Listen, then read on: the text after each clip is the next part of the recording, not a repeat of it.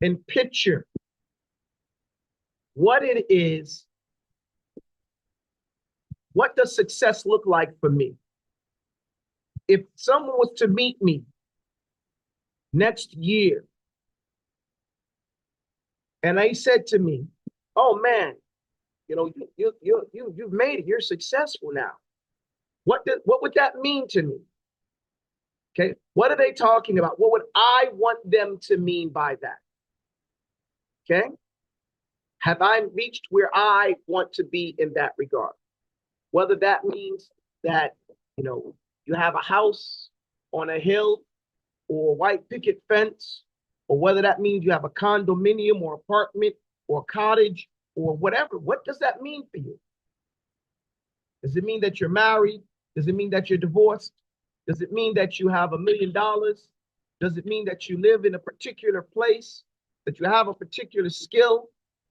What does success mean for you? Are you now a black belt? Are you now a gymnast? Are you now, what is it? And so there's no wrong answer.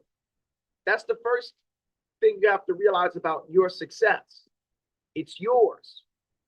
It doesn't have to fill the picture of someone else's idea of what success is. So once we have that, and if we don't get that down, is why I'm harping on this particular point. If we cannot define what success looks like, we will never become successful. We will never find a consistent state of joy. Okay, does that make sense, everybody? Iowa. Yes, sir. Okay, Yes, sir. Why not then? Tell me why not, Miss Basma. Can you repeat the question? Sorry. Tell me why we will never be able to gain that success and that continued joy if we don't define it, if we can't picture it. It would be like in wonderment, like you just be like a lost puppy, just going from here to there and not getting no substance from what you're looking for. You'll always be searching. It's like following your tail. You'll always be searching, chasing your tail, as they say. And you won't get any benefits or nothing from it. You hit it on the head. You hit it correctly. I'll tell you one of the ways that they describe this to us. It's like a ship that's sailing that doesn't have a port. Okay? A ship that does not have a port, no wind is a good wind. If we're talking about a ship, a sail ship, right? What good wind is there if I don't know where I want to go? The east wind comes, but do I want to go to the east? The west wind comes, the north wind. I have to have a port that I'm going to. Because even if the wind comes that's not going directly to the place I'm going, at least it's going in the direction. And it can take me halfway there, get me closer to the port that I want to sail to. But if I have no port, no wind, and no opportunity, because the wind represents an opportunity here. No opportunity is a good opportunity.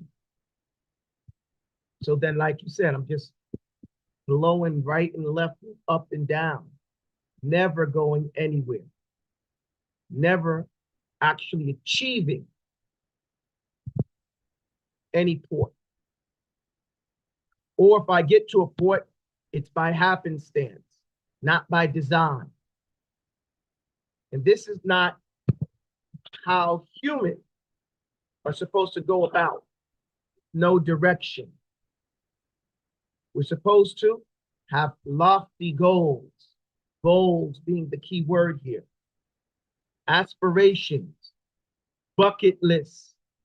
These are the things that flavor life and give them meaning and make the days exciting and give us anticipation of good and joy in the next day, because we're working towards our goals and we can see ourselves being successful and getting close to them more and more, even though we realize that the benefit of goals is that it doesn't make life boring.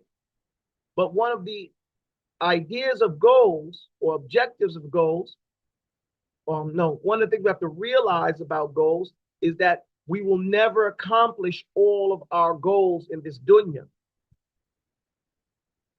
The point of the goal is to distract us until we die. Okay? So we'll be working towards our goals, we'll accomplish some, and some will die before we get there. And that's a benefit. Okay? Because if we ran out of our goals, then life would become boring, have no more meaning to it. So Allah bless us to have aspiration, to dream. So the first thing we want to do today is dream. Okay? What is your dream? Imagine it, articulate it out loud, write it down on paper, see it. This is called the inside out technique. If you can see it inside, if you can picture it inside your mind and your heart, you can make it come true externally by the permission of Allah subhanahu wa ta'ala. So what type of goals do we usually have? First and foremost, we usually have physical goals. Most people want to get in shape or back in shape, depending on how old they are or if they never did. Most people have physical goals, health goals. And this is important because the quality of your health flavors the quality of your life. Our ulama teach us that your health is the most important,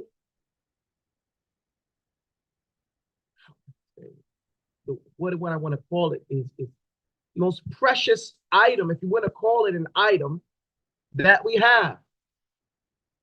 Because if you have money, if you have time, if you have friends and everything, fame, whatever you have, and you don't have health, cannot enjoy anything else. Cannot enjoy it. What can you do with it? So our physical health is important.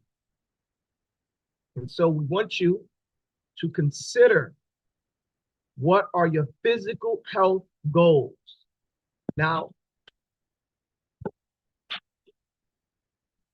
a lot of times people say they want to get back in shape like they were when they were teenagers or when they were in their 20s, or people in their 20s and their teenagers, they want to get into this super shape.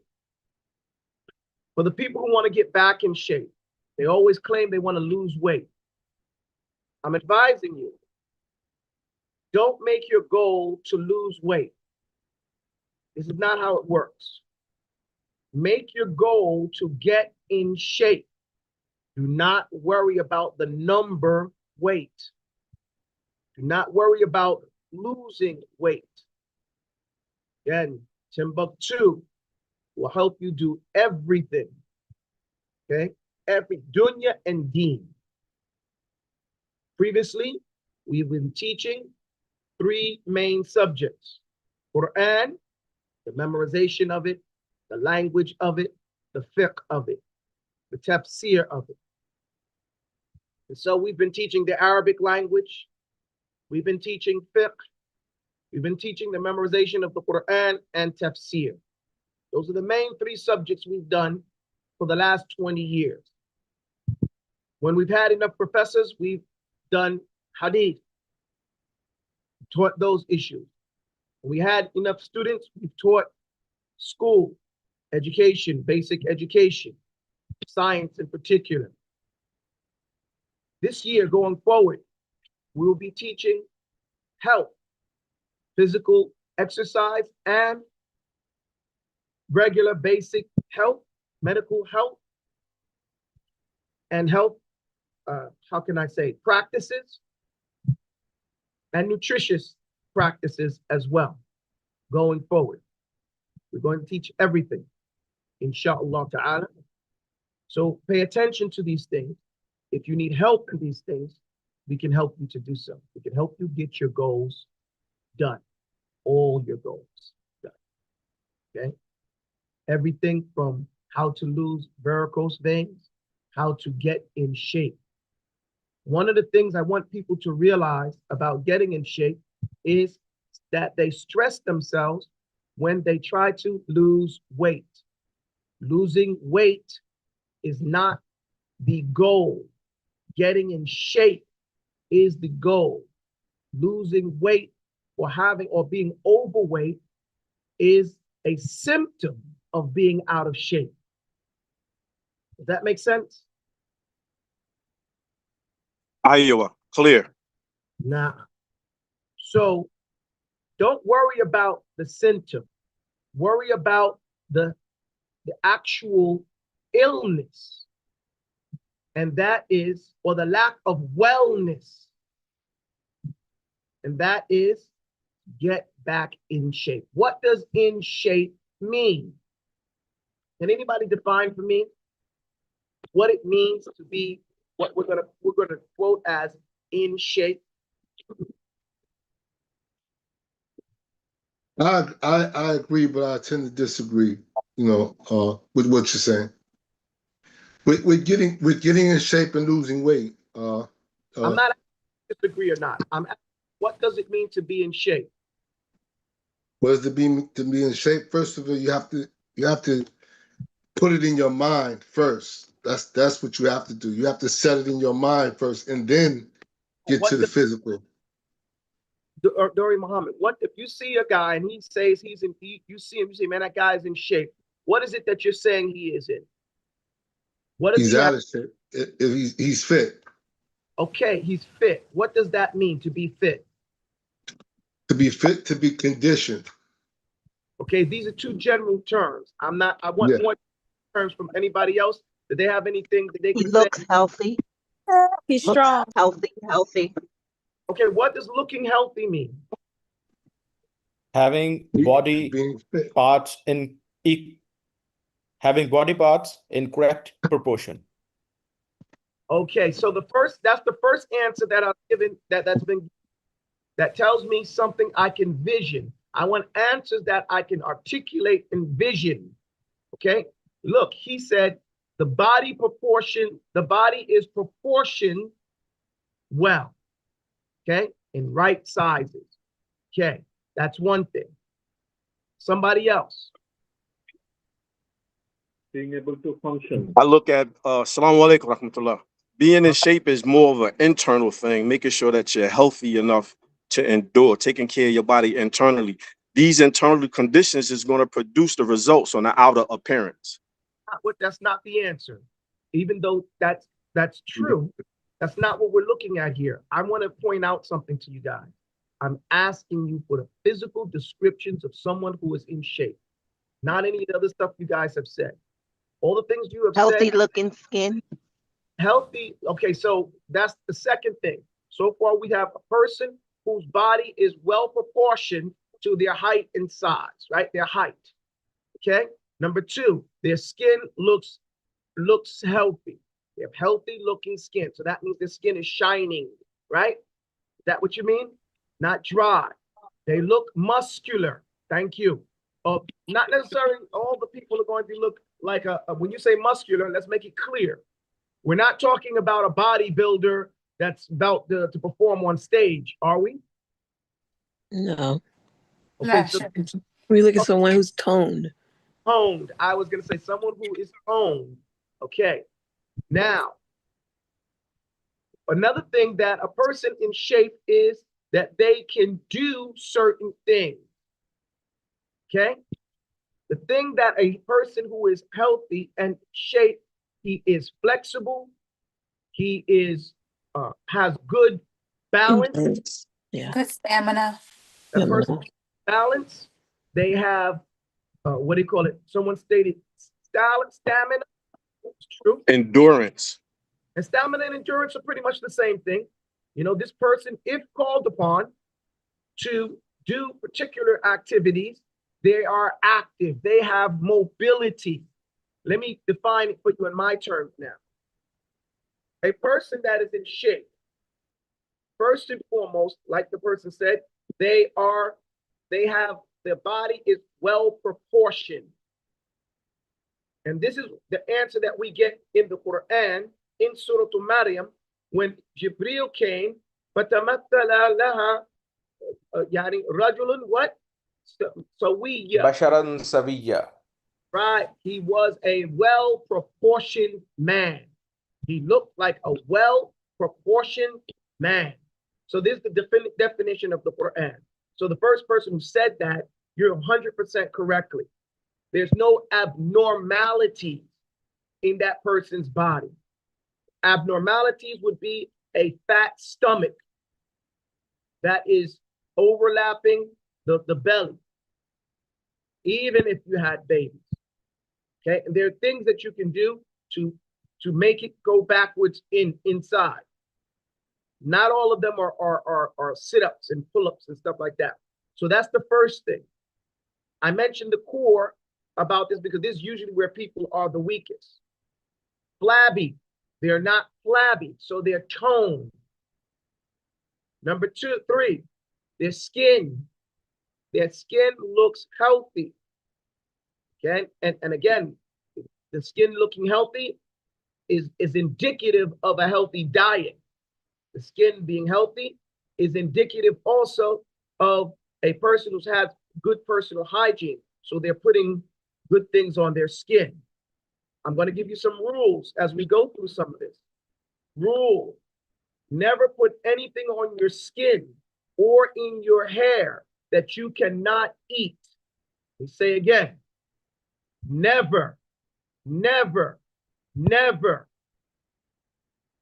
put anything on your skin or in your hair that you cannot eat. This is one of the biggest mistakes women, mainly women, have a hard time understanding. Okay? Do not put anything on your skin that you cannot eat. If you cannot put it in your mouth, then you should not put it on your skin. Your skin absorbs it and puts it in your system. So how do you get your skin shiny? What are some things you can use? Somebody name some things you can use. Castor oil. I'm sorry, please say that again. Castor oil. Castor oil is one thing that you can use.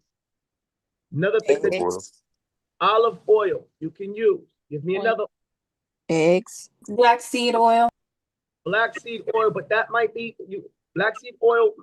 You can put black oil on your skin, but you have to make sure, especially if it's Ethiopian seed oil, that you want to cut it because it's very strong. Okay, so you won't want to put a whole bunch of black seed oil on your skin in one place. So spread it out, cut it with some. Okay. Rosemary. Turmeric. Almond oil. Some avocado oil. Avocado oil, coconut oil, shea butter. See all these things that are aloe vera oil. And sorry? Aloe vera oil. Aloe vera itself. Yeah, is there such a thing as aloe vera oil? Yeah, they got aloe vera oil, yeah. The gel. It's more like a jelly type substance from the aloe plant. Yes, because I don't think there is such thing as aloe vera oil. It's aloe vera itself that they took the green off, smashed it up a little bit, that you can put on your skin as well. Olive oil? Olive oil, yes. But be careful with putting too much olive oil on your skin too, because it clogs. Okay. So the better oils for your skin are going to be the ones, like you said, the people who mentioned things like the shea butter and the coconut oil and the avocado oils and the different ones like that. Even butter is good for your skin. These things are good for your hair. The olive oil, even though it is good, it is not the best thing to put on your skin at all times because it can clog your skin. So olive oil is good, but the coconut oils, the shea butters, the ones that like that are sometimes you need to switch it up so that it's like any other food. Realize that when you are putting anything on your skin and in your hair, it is as if you're eating it. Okay? You're feeding the skin. You're feeding the hair. Okay? That's what I want you guys to understand. If we can start there with the skin and understanding that this is part of getting in shape, we can move back to the core and go back to saying what a person in shape can do. They have balance. They have a normal amount of stamina. Okay, that means they can get their heart rate up. Get their heart rate up to do normal things and abnormal things. They have what we call full range of motion. What is full range of motion? That means their joints, they can close their fingers and their wrists and their elbows and their arms and their head. They can go in all directions that joint can go in.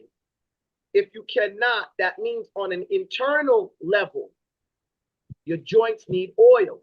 Good thing we're putting good oil on our skin, right? So that it can get absorbed in there and go to those right places.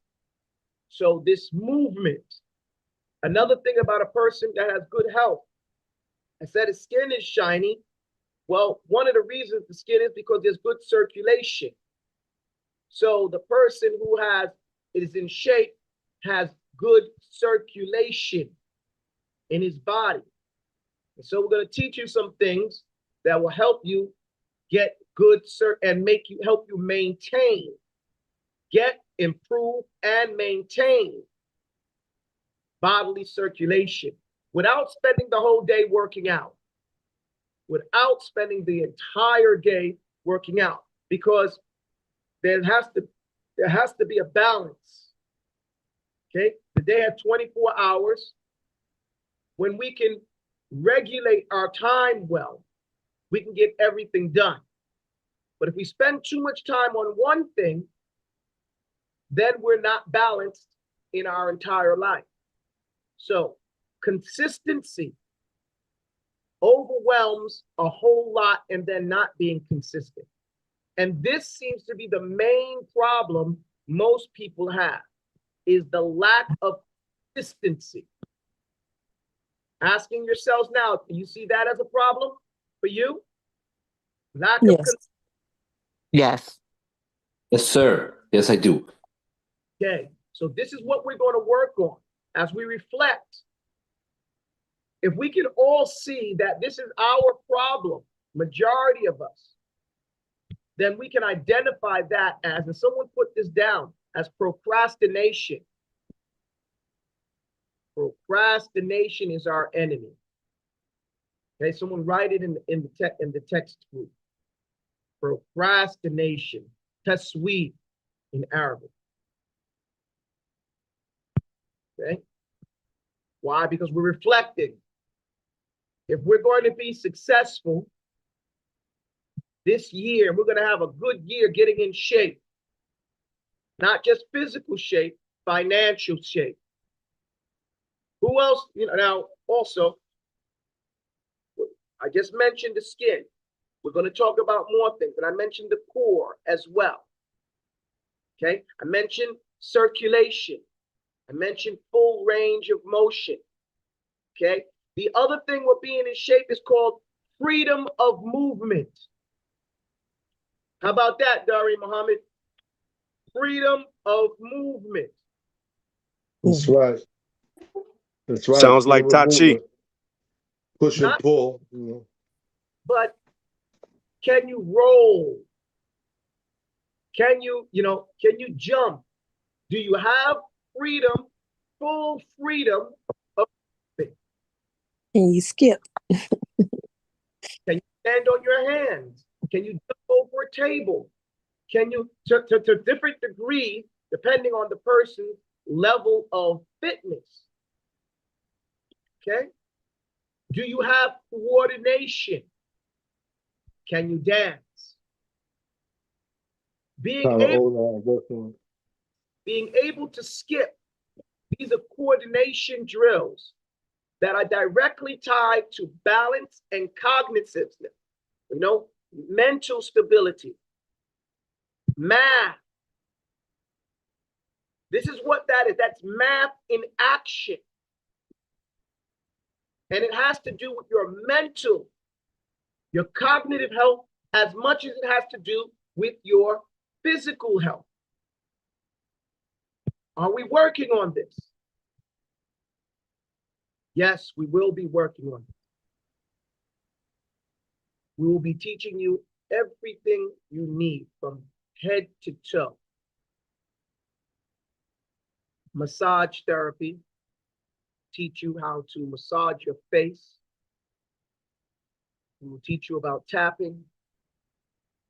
We will teach you about core exercises, balance exercises, drills, freedom of movement drills, and range of motion drills.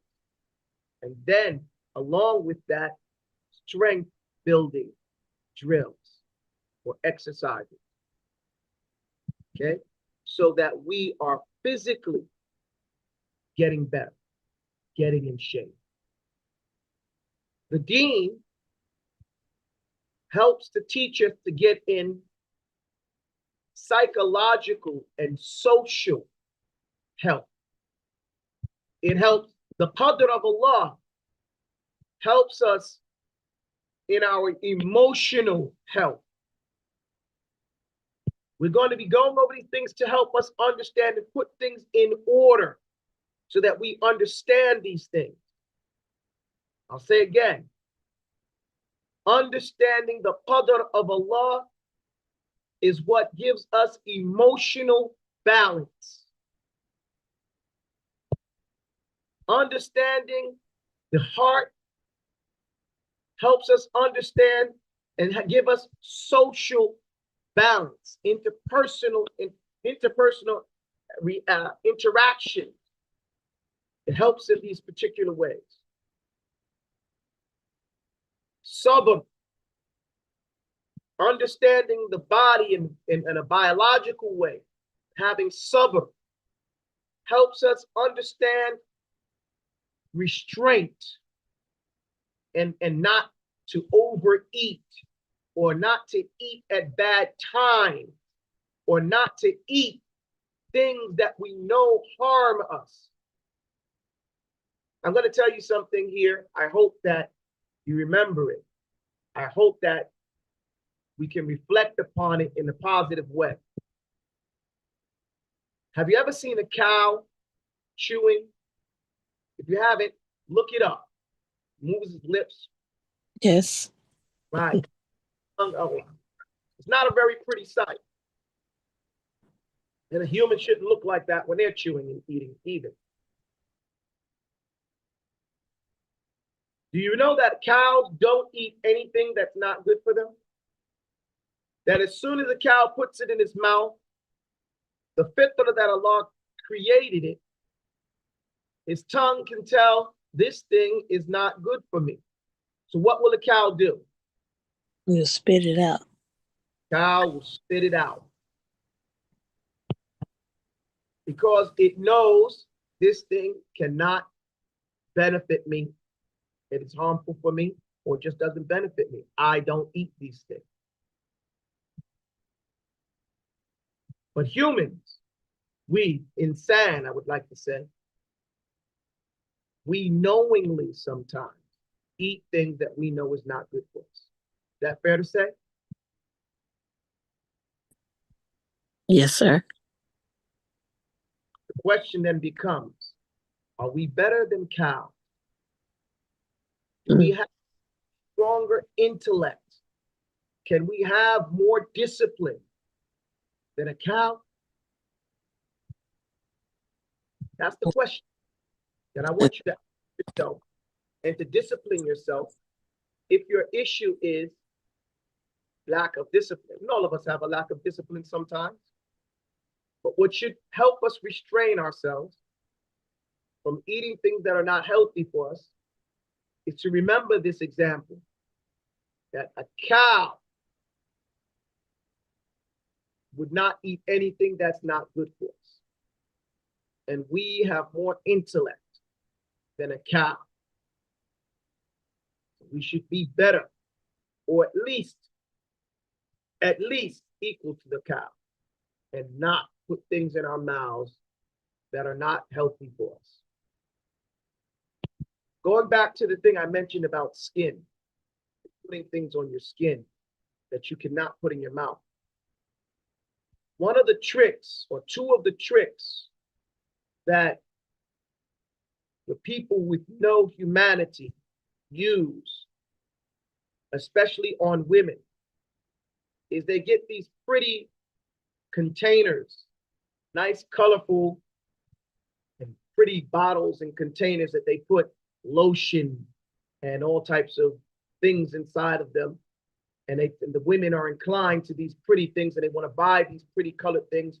And they put on the bottle, it has in there olive oil. It has in there avocado oil. It has in there as an ingredient. This is not what we're talking about to use. This is the same chemical poison. It's just in a pretty bottle.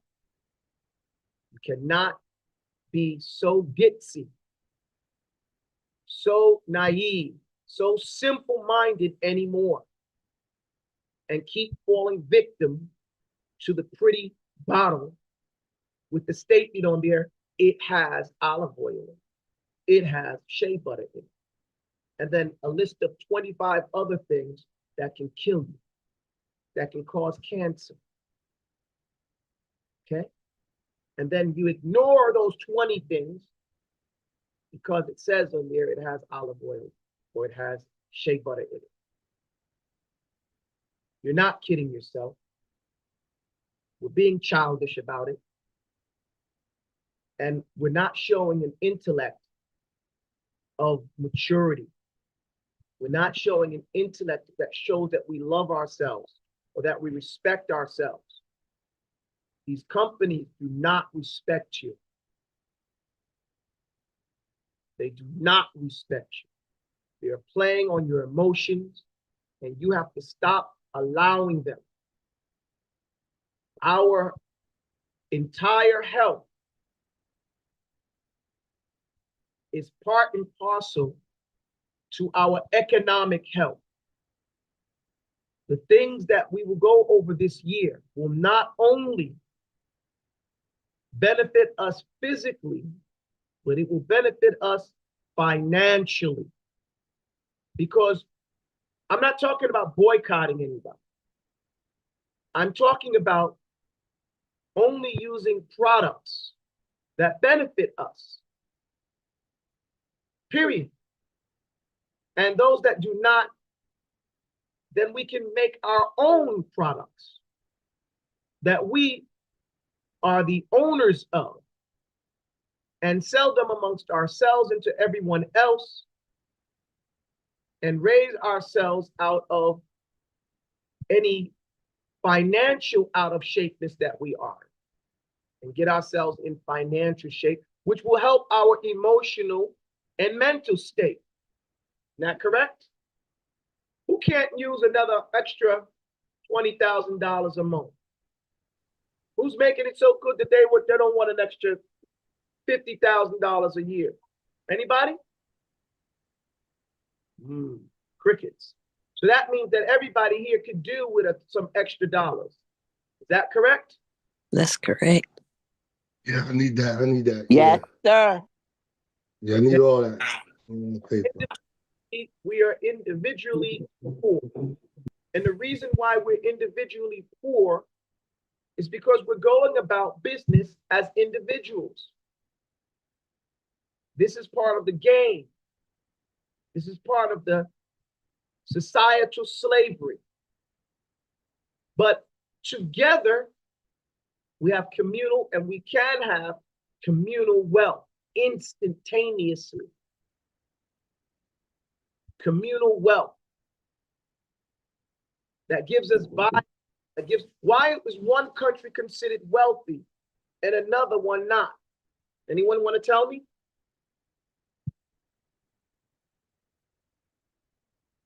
And maybe this is the problem.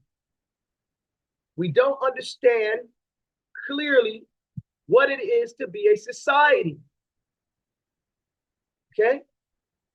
One country is richer than the other country based on its natural resources, not anything else. And the main natural resource that they store, and they lock down and they hide is what? Oil? No, they make gold. Thank you. Gold. The wealthiest country has the most gold. Is that correct? That's correct. And this is why Western European countries, whenever they go someplace, they're stealing the gold. They're stealing the silver. They're stockpiling it because they know this is the real wealth. That Musa can Musa money. Sorry? That wealth like Musa can Musa had. Sir, nah. Okay? So, like Mansa Musa went around the world, went around from Mali to Hajj and dropped a whole bunch of gold. Still, Mali has a lot of gold. Now, Mali is still not one of the richest countries in the world, though. Why is that? It's becoming one because they've just taken their minds back. But prior to this last 3 years, why wasn't Mali wealthy? Along with the fact that it still has as much gold as it had before. Anybody? They allow outsiders to come in and run the mines and take the gold. They weren't in control of their mines. They allowed the outsiders to come. So they allowed other people, they didn't allow it, they didn't let them, they were conquered. They were conquered by Morocco. Morocco invaded them on behalf of the Western Europeans in early 1900s. I think it was 1919 or 1920 or 1910, around that time. They attacked Mali. The Europeans gave them rifles before the battle, and the Malians showed up on horseback, some of the best horsemen knights in the world at that time. They didn't have rifles. The Moroccans had rifles at that time. And so they took down the Songhai Empire, which was the last of the powerful empires, the Islamic empires in West Africa. When they took them down, then the French were able to come in and colonize them, well, enslave them initially, and then gave them their so-called independence. They gave them a punk deal, whereas you can be free, but we're still taking all your things from you. We're still taking your uranium, we're still taking your gold, still taking your silver, we're still taking your other minerals and rocks as well. And only until recently, when Goethe took all that stuff back, and now they're becoming wealthy. I'm mentioning that is because one of the things I want us to do is I want us as a group to buy gold and to have gold. A country is wealthy because they have in their storehouse gold. What do they do with that gold? That gold is their community wealth of that nation. And that gold gives them buying power, levying power. To do what? Well, for them to do the international trading that they do. For us is to buy land. someplace else and secure businesses that bring in wealth to everyone in the community. Does that make sense? Yes, sir. Yes. Yes, yes. If everybody here buys 1 gram of gold, you only have 1 gram of gold. But if everybody here has 1 gram of gold and we say this is our gold, now we have 100 grams of gold. Okay? Now a kilo of gold. How much is a kilo? Anybody know? 100,000? Much more. 10,000? Much more. 1,000. Look it up, guys. Yeah, I just looked it up. It was. I don't like Shaykh Google. I don't mess with Shaykh Google like that. 5,000. Hey, Google, you could just go on the gold and see what the international trade is. Why is gold currency? Let me ask you that. Why is gold and silver and land and animals better than dollars and cents? Because they're natural and Allah subhanahu wa ta'ala mentions them in the Qur'an. And the dollars and the cents are just man-made paper. Okay, that's true, but that doesn't answer the question. Because Allah mentioned Everyone considers it valuable. You can trade it, barter with it. okay, everybody considers dollars and cents valuable as well. And you can trade it. No, go But down. you can Put it in different forms. Yes, Similar to the it's raw material. Outside of people place on it. Take a tax off of it. Let me tell you why it's better. Gold is better. It never deflates. Because who owns the dollar? The banks. The country that printed it made that dollar. Right? Who tells you how much the dollar is worth? The country that printed it. Tomorrow, they can tell you the dollar is not worth anything. Right? Or they can tell you the dollar's worth whatever they want to tell you it's worth. It's their dollar. They can determine its worth. Can they tell you how much your gold is worth? No. Why? Because gold is on an international standard. The moment you buy gold, you've just made yourself equal to a country. Okay? Sure. You are just like a country. And your worth is how much gold you have, just like their worth is based on that. Does that make sense? Yes. Gold goes ups and downs. So if a gram is worth $55 to you, it's worth $55 to them. Okay? Whatever it's worth to you, it's the same worth to them. If it goes down for you, it goes down for them. If it goes up for them, it goes up for you. They do not control the gold. They do not control the silver. Its worth is its international worth. Now, just because Allah mentioned in the Quran doesn't tell us anything unless you know why Allah mentioned it in the Quran, in what context, and what are you supposed to learn from that. Does anybody know what we're supposed to learn from the mention of gold and silver in the Quran and property and animals, livestock? How much tax we're supposed to pay on it? No, Allah doesn't mention that in the Quran. What Allah mentions it in the Quran as these are the mata'ul hayati dunya, meaning these things will always be the actual, the things that are worth something until the day of Yawm al-Qiyamah.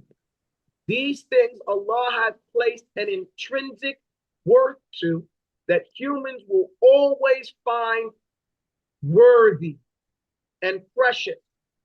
And they will always do something for you or trade with you to get these things. Does that make sense? So he's telling you what is truly worthy. Didn't mention dollars and cents. He mentioned this particular ayah.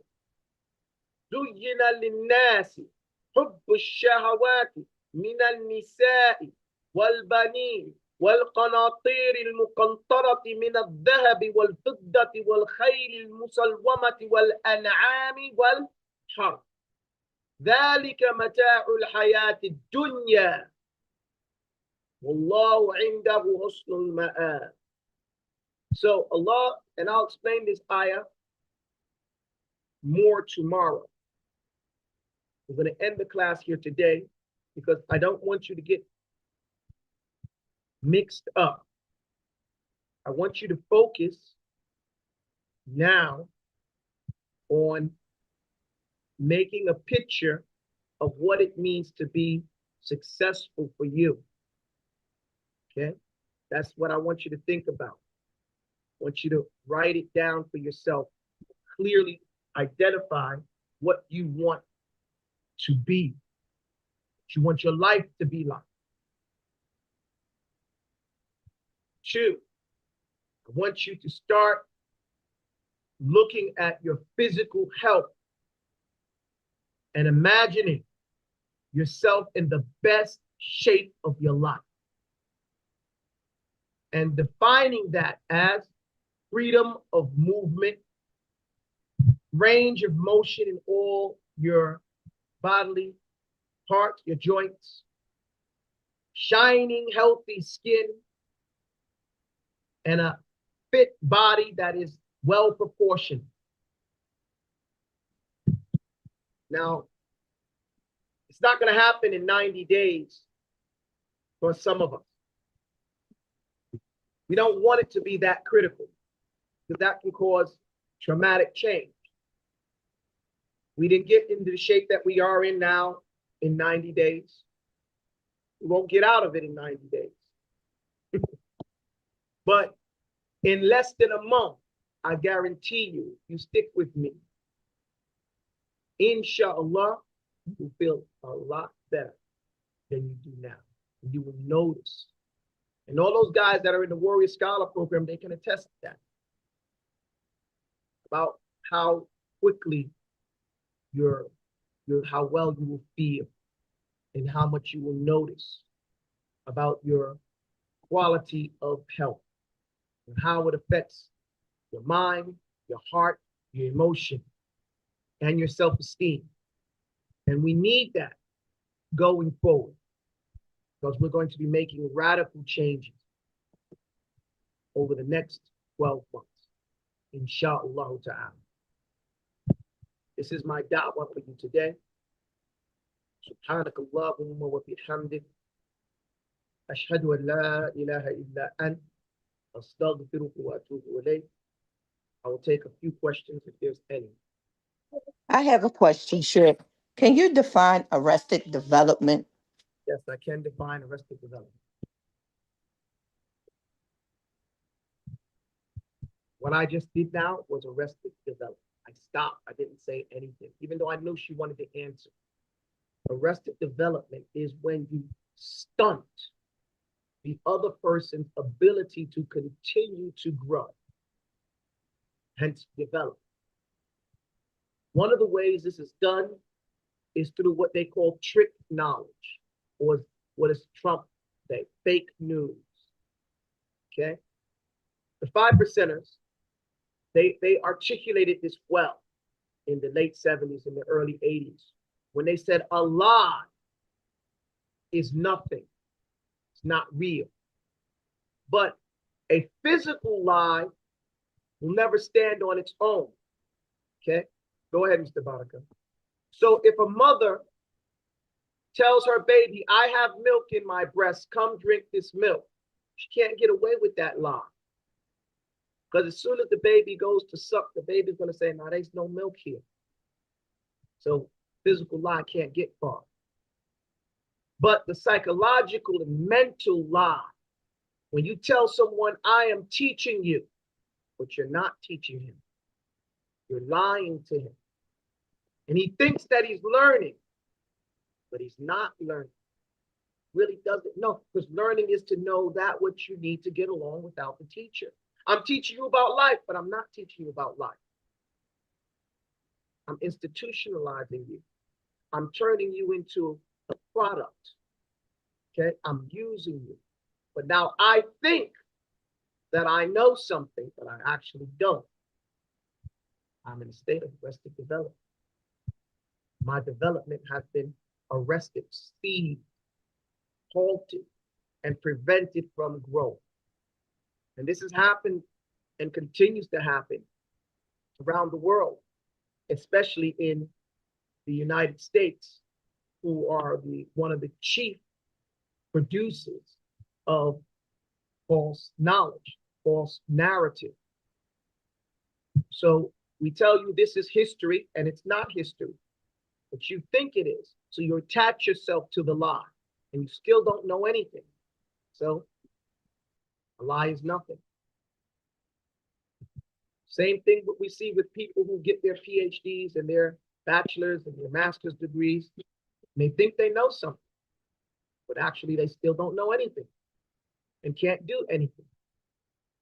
But there's a sense that I know something now because I spent all this time doing what? Learning what? Except those who get technical jobs for the most part. Okay? Specific skills. Then they can do that particular skill. But we don't see that often. And we notice that most people, after they get the job, then they have to go to on-job training. They realize that half the stuff that they learn is not even usable now. I remember speaking to a friend of mine. He is a IT expert, hacker. And I said, which person would you hire? A guy that just got out of 4 years of college learning computer things, he became a computer, whatever. Or a guy who just spent the last 4 years working, in IT or working as, or off the books. He never went to college, but he learned it on the fly. But he's been doing it for the last 4 years. He said, without doubt, the guy that's been doing it for 4 years is going to get the work, not the guy that just got out of college. Why?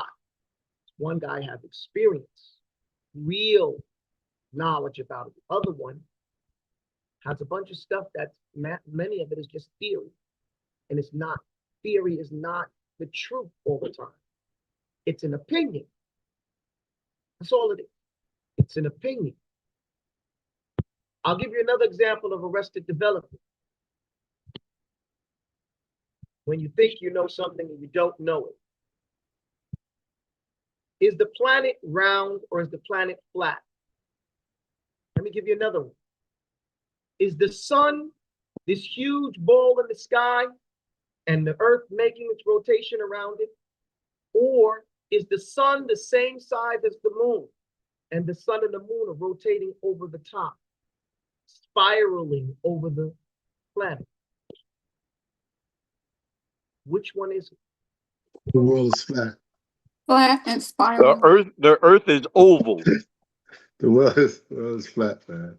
The different answers that we get are going to be theory or the institutionalization of the person.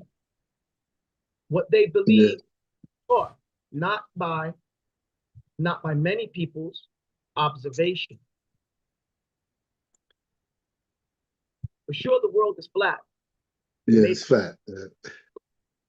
Not oval. It's not egg, as they tried to bring that in to try to say, okay, when it's not rotating around the sun. And all these things Allah has said clearly in the Qur'an. So there's no question about it. Just to help you guys understand such a very important point. Science is an aqidah that is in direct opposition to the aqidah of Islam. Its objective is to get you to believe in science as the ultimate answer to all questions. And if the Quran doesn't comply to science, then the Quran has to be wrong because science said it. You see? So where's your belief? Allah created the heavens and the earth. Allah defines the geology of the world in the Qur'an. Let's just look at this one thing. Anybody know about the star called Polaris? Polaris, the star? If you don't, write it down. All you people who think that the earth is an egg or there's an oval or it's a ball, look up the star, the pole star or Polaris. It's the one star that never moves, always right there in the sky. Okay? This is enough proof in and of itself to show you the world is not a ball spinning. If the world was spinning, how is Polaris in the same spot every day? All day. Is it also spinning with the earth, rotating as it goes around so that Polaris sits there? No. Rather, it's like a merry-go-round. Earth. The stars, the earth is sitting there, and the stars are going around it like that. And in the middle, Polaris is not moving. Right there. How is it that Allah tells us that we use the stars to travel and to use as guides when we're out at sea? If the world is spinning, we see different stars. Right? But we move to the sea, and we see the stars, and we use the stars. We've been using the stars for centuries, the same stars, to guide us and tell us how we use and travel.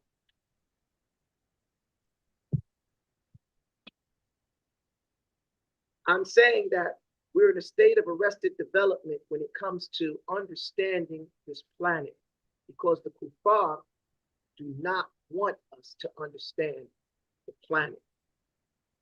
They don't even want you to know where you're at. You don't even know what's going on for real. So how can you know anything else?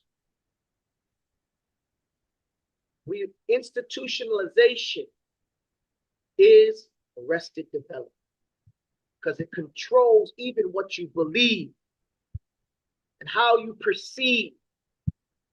And you repeat the statement of the one who's oppressing you as though it is law, the finality of the argument. But Allah has told you, إِذَا جَاءَكُمْ فَاسِقٌ بِنَبَإٍ فَتَبَيَّنُوا.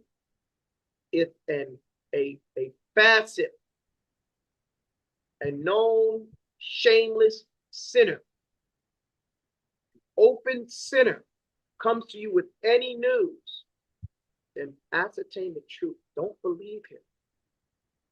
So all you people who say that the earth is round, that the sun is this huge ball in the sky, and all these other things like that, who told you that? Where'd you get that? So you're saying that's all a conspiracy? What they're saying? Saying that it is all a lie, all a huge conspiracy to keep people safe.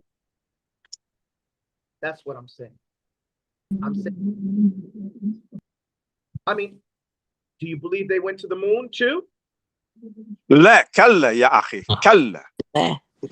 Say it. Gary and Muhammad, do you think they went to the moon? No, they never went to the moon. They never left the atmosphere. They never went anywhere. They never. Let me explain something again. All those people who think that they went to the moon, go online and look at the pictures that they showed people. Go online and show, and they'll show you the videos. Now that the technology has gone up, you can see they're on a stage. You can see that this is it's such a joke. It's such a blatant, you see the guy with a cord and this line, guys, you're not looking at things from a rational perspective, even of the information they've given you. Just the information they're giving you, you look at it, you say, this is a joke. This is a joke. And then when you say, okay, why don't they go back? They say, oh, we lost the technology. You have 5G, you have all this, but you lost the technology. There are so many things out there that they're telling you that you're believing blatantly. Number one, you're wrong for believing them, because Allah told you don't believe them. Number two, you should go look it up and ascertain the truth for yourself.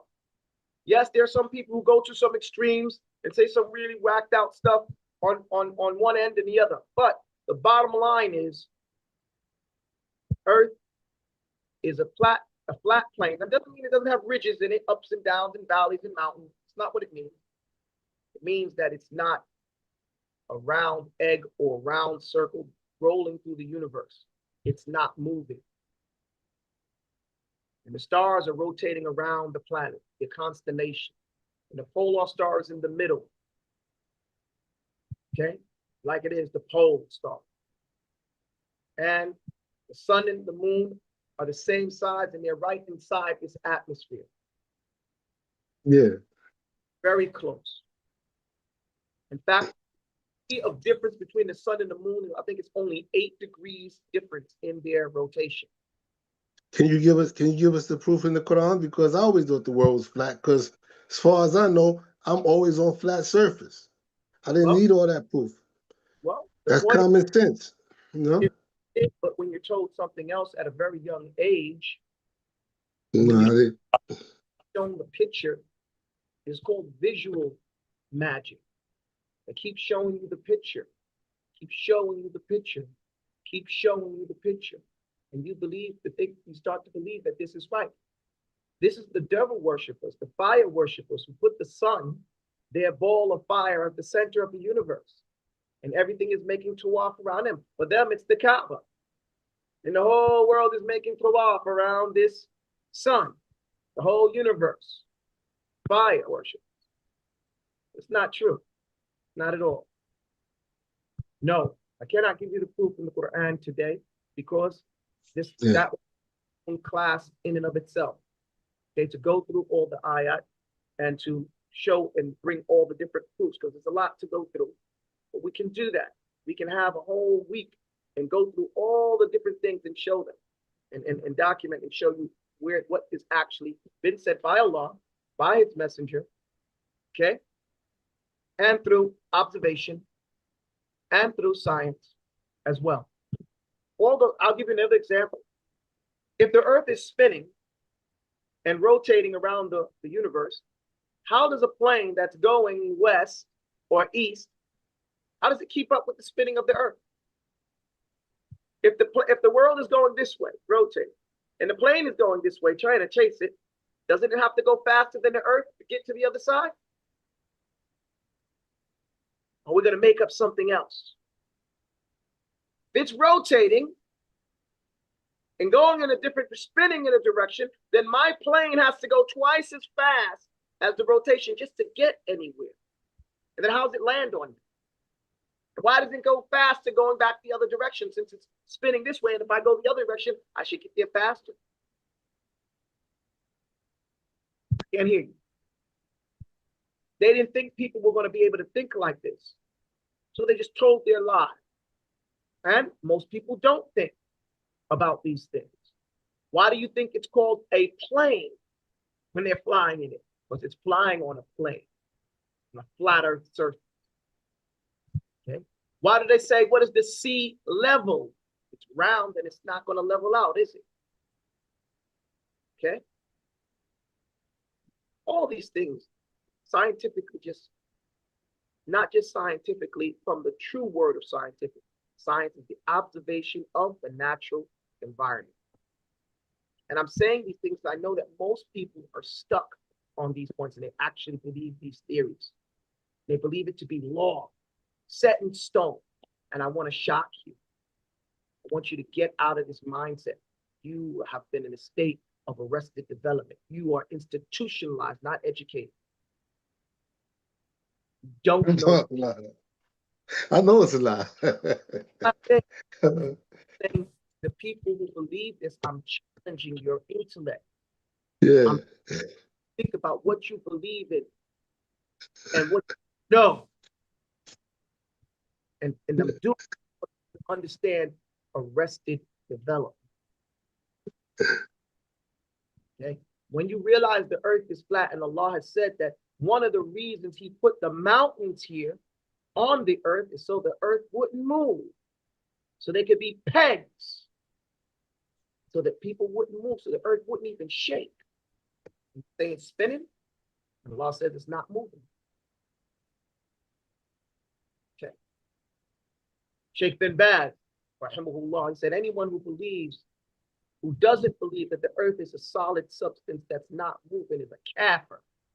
That's what Shaykh bin Baz said. And you know, he doesn't go to extremes, rahimahullah. He was never one to make open takfir. But he said, whoever holds that the earth is anything but an immovable, standing in place object is an open kafir, disbelieved in Allah. Nowadays, you know what they do with that statement? The modern Saudi Arabia. They say, oh, he didn't mean that. Like, he didn't mean it that way. And then Ali Sheikh said it before he died. And they just don't say anything about that. They just keep mentioning Bin Baz said it, or did he really say it like this? And then play games. Anything but address the subject. And this is what you can tell when someone is a liar. They won't deal with you with that. They'll just laugh at you. Oh, it's everyone knows the world is round. Everyone, oh, you're so backwards. We'll attack you as opposed to attacking your argument. Okay? Here's what we'll do. The question is to you. Are you institutionalized? Are you in a state of arrested development? Are you following the signs of the kuffar? Are you following what Allah says in the Qur'an and what you can observe in the world? Have you looked at their proof and seen it and said, okay, they've convinced me? And if you looked at the other side and say they haven't convinced me, have you done this? No. Then, before you make a decision about what you think it is, look it up. Do your research. Do your due diligence.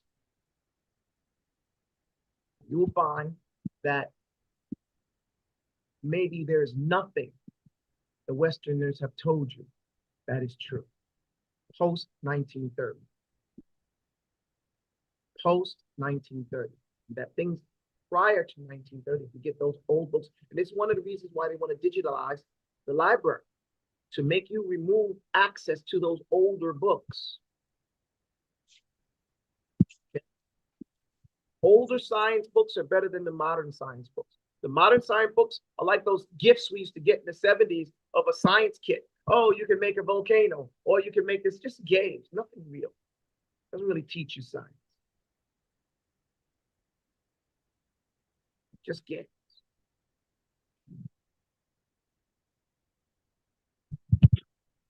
Alhamdulillahi Rabbil Alameen.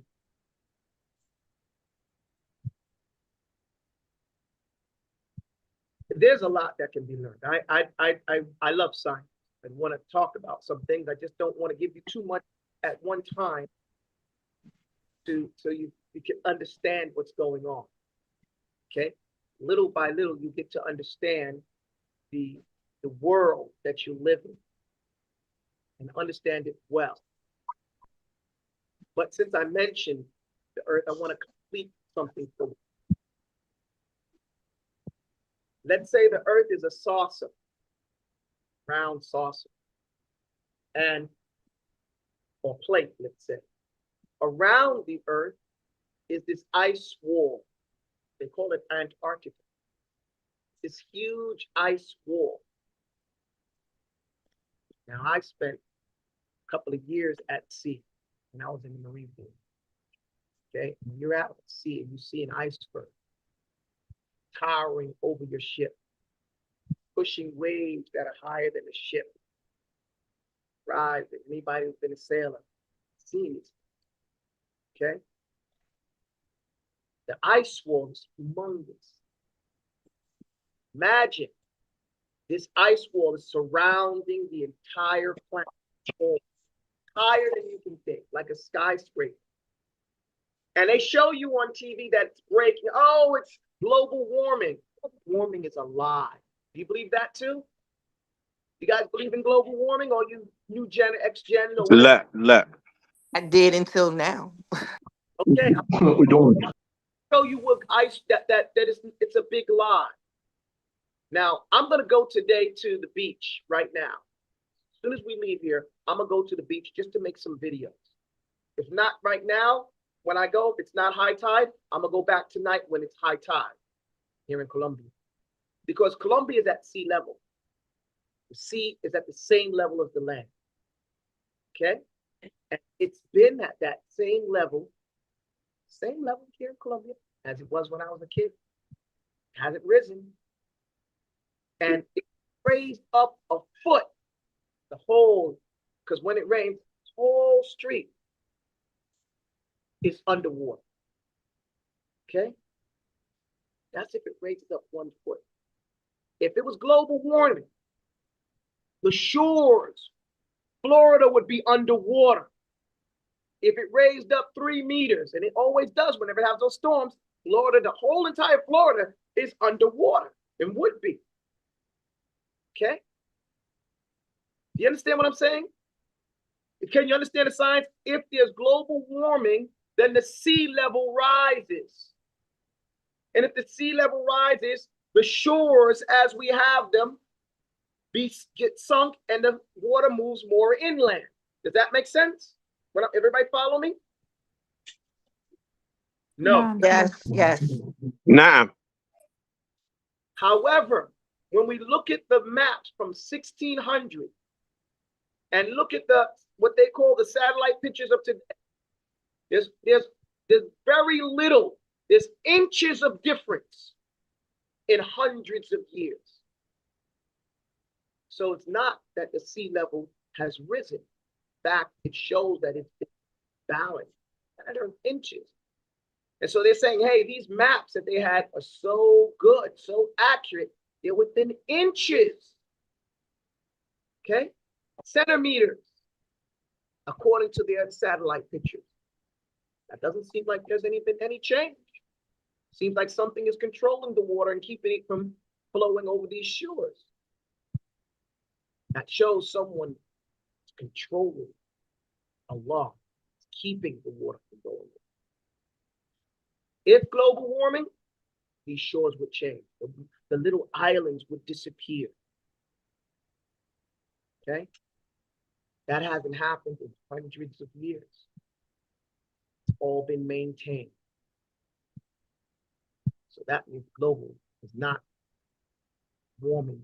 Ice wall that you see falling down is not because it's so hot that it's breaking apart. No, that's a defense system.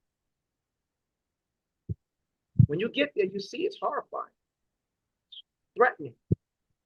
Ice wall breaks apart, and that when it breaks in the water rises and pushes your ship backwards. The icebergs come at you huge, like think Titanic. When those things hit you, it'll sink you. You can't get close to the water. Can't get close at all. In fact, it's the 33rd degree.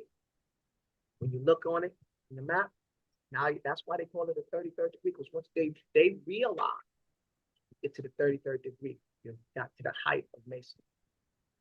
The big secret. They've tried to get on top of it. They called it Operation Leapfrog. It's a military operation. They got on top of it, and they tried to go inland to see how far the ice wall went. People froze to death, never came back, turned into icicles. Some ran back. The machine. It's the firmament. Sorry? That's part of the firmament, right? Firmament is in the sky. It's a different thing. Yeah. The ice wall itself, they don't know how deep it goes, but they've never been able to get that deep on it because it's too cold. Humans can't go that far in it. Equipment stops working. Everything freezes. Okay? Everything freezes.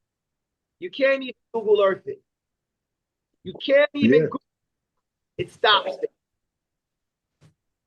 That's why it's 33rd Street. It stops right there.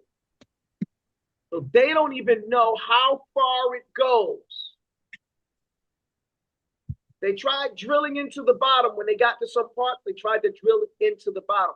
But the water came down again, and it froze so fast they had to get out of there before to out of there. Okay? No, you're talking about art. You're talking. I'm talking about. You?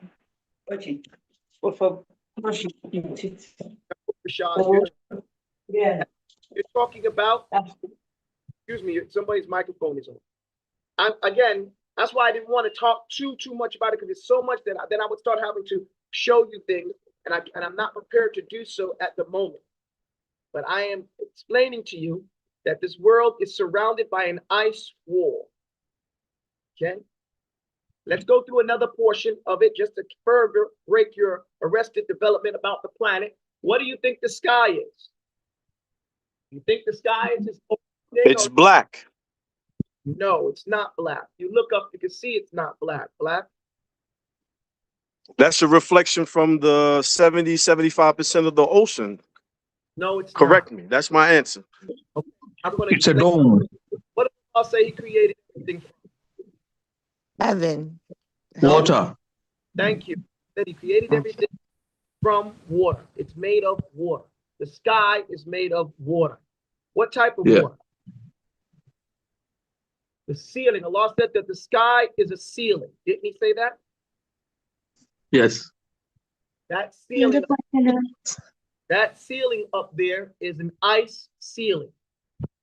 Now we go back to what somebody said, I think it was Rashad. It's an ice ceiling that's connected to that wall.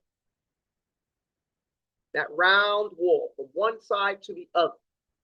And you can't get out. But there are doors that open up. Now, when it's cold like that, in this closed thing, and it's hot down here, that's condensation. That's where we get those clouds. Well, you can make this. You can make this model. And did you know that blocks of ice fall out of the sky every day? Blocks of ice the size of houses and cars. And they dissipate. Did you know that the clouds that look like they're so nice and everything are weigh tons? Those clouds weigh tons. It's amazing how they're floating like that. Science can't answer it, so they don't talk about it. You can't answer it. They don't have the science. But those things weigh tons. One day I was skydiving. And usually when I skydive, I would try to go through a hole through a cloud. But this day I couldn't. I came out that cloud drenched, like I was in water. Drenched. Clouds filled with weight, heavy. Look at all the water that comes out of that cloud. Air is produced from a closed environment. And that's what Allah said. He made the roof a sky without any pillars that you can see. Right? And you don't see any shape, nothing in it. But then what Allah says He's going to do to it? One day He's going to crack it. He's going to shatter it. What shatters? What cracks? Ice. Thank you. And just like the ocean is blue, the sky is blue, and just like when you go to Antarctica and you see that ice is blue. Okay? Do your research, live the world, experience, look. Now that you have the so-called internet, some of the things that I went and saw, you can see yourself from your home. And many of these things, just by me mentioning them, you can do your own research. Change your whole worldview. Oh, how peaceful the world is when you know it's not moving. Oh, how tranquil the night actually is. as the word in Arabic is sakina, meaning not moving, calm, at rest. What is wind on a planet that's spinning? How can it be produced when the planet is spinning?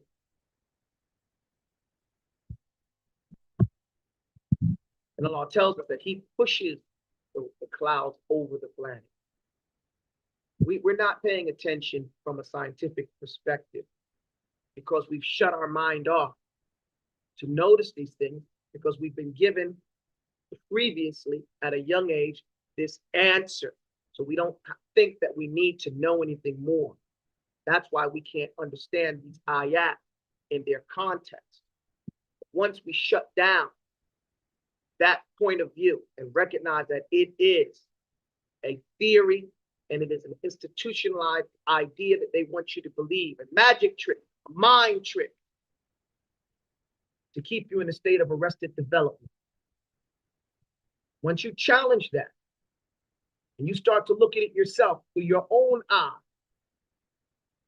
you start seeing the holes in their theories. And then you'll realize they've been lied, you've been lied to, and they have been lying to you. That's my da'wah for you today. That's my challenge. Yo, Ustad, why are they feeding us such a big lie? They're giving us such a big lie because they do not want you to know the world as Allah has created it. One of the rules of killing someone is that the first thing you have to do is knock him off balance before you can put your kill movement. Basic rule of martial arts. When guys are wrestling and guys are boxing, first thing they're trying to do is get the guy off balance. The punch that knocks the guy out is the second punch. The punch that got him there is the one that got him off balance. So, I want to keep you off balance. I don't even want you to get balance. You don't even know where you're at. So how can you be on the fitrah when the objective of shaitan is to keep you from being on the fitrah of Allah? The fitrah is to even know where you're at, know what time of day. Why do you think that some of the ulama were against night lights in the streets and things like that? Because it destroys the people's sense of night. Okay? Now people are up at nighttime as opposed to sleeping. They're no longer on the fitrah. Allah designed the night as a cover. If He wanted light at that time, He would have made it light. He gave it nice light, the stars. And sometimes He took those away. So Allah designed it to be dark.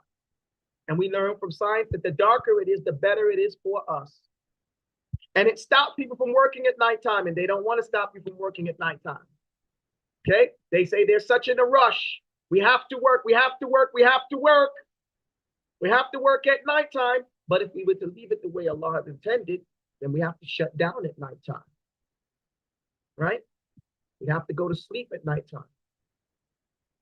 Except for the fewer jobs that there would have to be. And we'd have to do them all in the daytime, which Allah created the day for that work. And we'd be well rested for that. We'd spend more time with our families for that. That will be an off-limited time. They destroyed that just with the lights and then with the TV. Does that make sense? You understand the destruction of the fitrah, where you don't even know what time. Same thing they gave you the Gregorian calendar. All you people who follow the Gregorian calendar, all you followers of Catholics, the Gregorian calendar is for Pope Gregory, who created it or invented it for the Christians and their slaves. So all of you people who follow the Gregorian calendar unrestrictedly, you're either a Christian or you're a follower of Christians, or they're slaves. Because that's what the intention of the author was, to keep you from the calendar of Islam. You see the incident? You see the loss of following the fitrah? Because the fitrah of Allah has you following the moon cycle. Theirs doesn't follow the moon cycle. You notice there's a trend here. Theirs is unnatural. Ours is natural. Theirs is not in tune with the creation. Ours is in tune with the creation. And we would feel the new moon coming in. We would know. These are off by 11 days. Theirs is off by 11 days, yeah. I'm talking over me, brother. So you get the point that I'm saying? This is why they give us everything, to destroy our fitrah. So now we don't go to sleep at night. We get older quicker. We get tired because we're not doing the natural night thing. Our families get ruined because we're not doing the day-to-day spending time with them at nighttime. A long enough time because we got to do things. We're still working at nighttime. We can't get the darkness, which helps the melanin grow in us, which is the creator of the sixth sense that's in that pineal gland that's in our head. So we're not getting any relief from that. It's destroying the quality of our sleep, which is where we do most of our neurological and physical growth and relax and heal. SubhanAllah, this is so true. Right? Instead of linen and cotton, they replaced it with plastic and chemical. So now we're rubbing these chemicals upon our body, where before linen and those plants, cotton, these fabrics are alive. So they resonate, okay, with us. And they help, and they have curative ability that Allah put in them. So when you sleep in them, you cure, you get better. Everything they do is to destroy the nature, the fitrah of man, and to keep him off balance and out of tune with creation. And this further prevents him from reflecting on the greatness and the true scientific nature of the planet and his existence. I'll ask you this: why do you think the ocean has salt in it? Why do you think we call them waves when they're coming in? Anybody who knows science that knows that the circulation of the salt water with the heat of the sun causes electricity, which in the ground. So we get this. That's why they don't want you talking about Tesla so much and these things like that. You don't need a utility company to get electricity. In some places, you can plug into a tree and get electricity. And in some places, you can plug into a tree and get water. I'm telling you real science here. But again, don't believe it. Shaykh, I got a question for you. I really will want you to answer, inshallah. And that is, you were saying how the earth, the outer perimeter is like a sheet of ice. You know, in science, I got to get this out of my head if it's wrong. The Van Allen belt. You're listening. You just going on and going on and going on. I didn't say that I was going to answer the question. You know? Ishmaeli, ya akhi, Ishmaeli. I didn't say I was going to answer it because I know I keep on going on. I just wanted to lay out, since I mentioned the flat earth, the sun, Polaris, I had to mention the ocean, the sky, everything that you see. I mentioned about your creation, your reality is a false idea. That's what I wanted to plug, because the person answered about arrested development. And to me, it's so, blatant that literally everything that's around us you either don't know about and you have a false idea about everything. Okay? And so that's what I wanted to address. Size of the sun, placement of the sun, what the sky actually is made of and how it is acting every day that we can notice. The wall around the planet, the roundness and not and the circularness of the planet. Look what the Kuffar do. We know that the round wall, the wall around us, just makes it like a bowl. Okay, and this is why the UN has a flat Earth as their symbol. Look at the UN symbol; it's a flat Earth with the ice wall around it. Okay, and I think they say "we know" or something like that. You know, some type of model they have. But anybody seen the flat Earth model that the UN uses as their symbol? I don't remember that. Look it up. Look up just type in UN and you see the symbol. It's a flat Earth with the ice wall around it. Okay? Simple as that. They know. And they know it very clearly. But I wanted to mention those things so that you can understand. Okay, everyone can understand. And another thing you could do is look at the flight patterns. And it looks like they're going out of their way to get to somewhere. Why did they go all the way up to Seattle to go to Japan? Well, on a round Earth, it looks out of place, but in a flat Earth, it's straight. It's a straight shot. Of course, you have to go to Seattle. Go that way, that direction, straight. But if you're still working on a round Earth model, it doesn't make sense. As soon as you put it on a flat Earth, all these stops, emergency stops, make a lot of sense. Okay?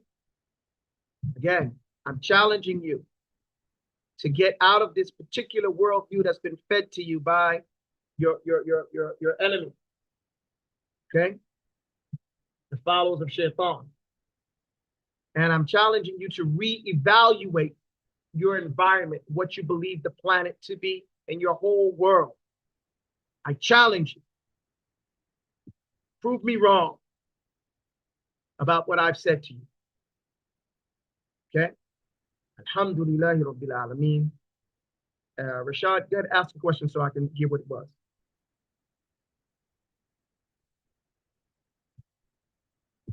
Rashad? Okay, so that's it then. Am I sitting in the classroom? Yes. Yes. Okay. So here Yeah. I'm going to end here. I just want to explain a very small part. ثم استوى إلى السماء وهي دخان فقال لها ولد للأرض آتنا نوعا. Okay. No, I'm not going to explain any of these things right now. We can do a Tafseer Qur'an based on geography, you know, and go through every ayah in Qur'an as it shows up with geography. Very, a lot of fun. Is drinking water or a preference to for water over other beverage a sign of good health? Yes, drinking water is a sign of good health. Understanding the qadr gives us emotional balance. Having sadr helps us understand restraint. They circulate their money, their own community. Okay, that's right.